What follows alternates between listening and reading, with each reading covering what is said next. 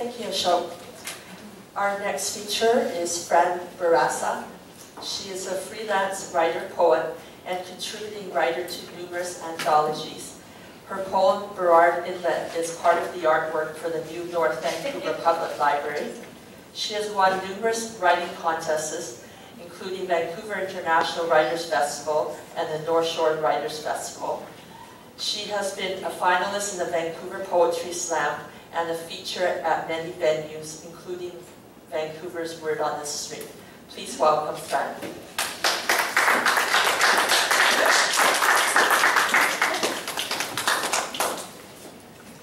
Thank you guys for being the last one standing. The longer the afternoon, the smaller the crowd. But we are on my home turf. This is where I've been living since I ran away from home. And most of my poems have been written with what my daughters call my 5-minute life, around 5 minutes from my work and 5 minutes from where I live. And what I really loved about today was I've met all of you, all of the writers, in many different venues and opportunities, and it just feels like a big class reunion. So it's a lot of fun. Way less nervous now that there's less of you.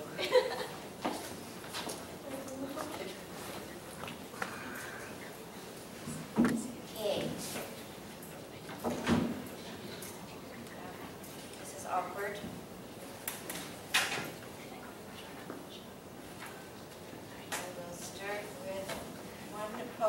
One poem about my mom and my mother, and one about my dad, and then I'm going to go to weird stuff.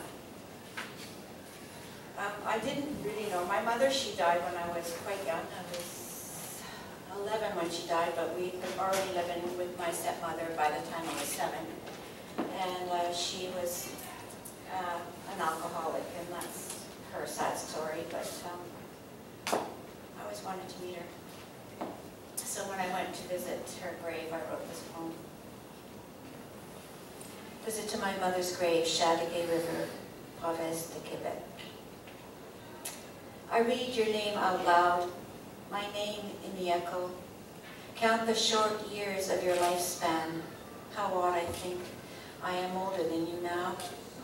And around you, in roots hard as bone, sap is frozen like words unspoken to the tree. Hello, I say.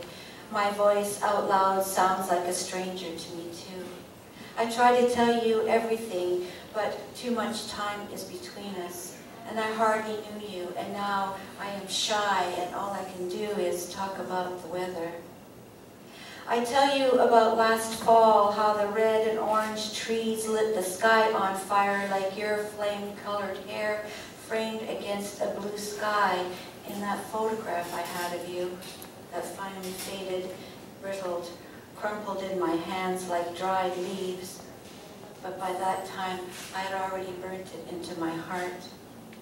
I try to tell you about our childhood summers, the fireflies we caught in jars, thinking to light the dark night with them, but they beat themselves against the glass so hard we released them.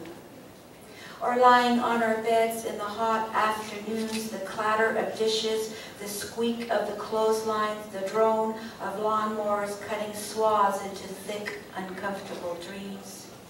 And the truth is, summer was only another heaven we were made to pretend without you. I look away. Now I have made an awkward silence. Above you, branches reach out, fixed in their waiting, and forget why they wait or what for, like my bare arms between the sleeve and glove. But I've grown used to this coldness. It is winter I like, I tell you. It is winter, I know, the hard crust of white that blinds, that buries everything below. And I will begin to walk away from you this time, my boot prints in the snow around your grave, the signs of my own flight. And I turn a cold shoulder collar up. But from across the river, a sudden shout spins me around fast as a crack moves through the thick ice. Its great fingers spread open the waiting waters, knowing full well It's only the first sign of spring around here, but I can't help it. Is that you? I yell back like a fool.